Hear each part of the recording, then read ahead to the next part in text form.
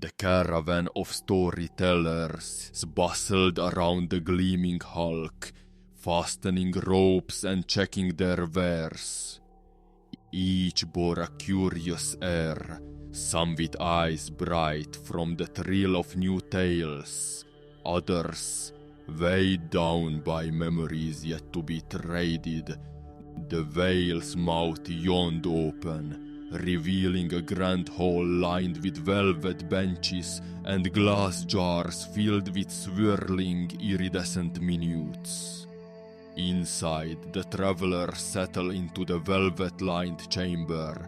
The walls pulse softly, with the ticking of innumerable clocks, each one set to a different city, a different life. A storyteller, his cloak stitched with fragments of old maps, approaches an elderly woman clutching a pocket watch.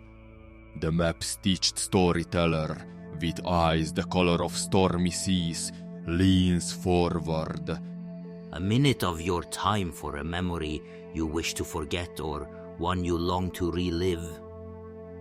The choice is yours. The old woman hesitates, then nods, placing her watch on the scale. As the scales tip, a memory of a childhood birthday, cake, laughter, the fleeting warmth of a mother's embrace spins into the vial. A young boy, eyes wide with wonder, approaches another storyteller. The sand-eyed scribe, known for her gentle manner, kneels to his level.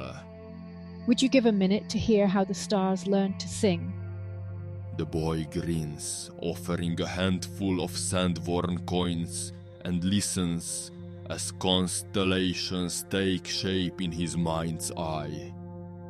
Minutes heavier or lighter, memories altered or restored, the travelers descend one by one. Some clutch their vials, faces aglow with new hope or bittersweet relief. The storytellers linger, gazing out over the darkening sands, the promise of more trades shimmering in the starlit distance. Within the veil's intricate heart, clocks tick on.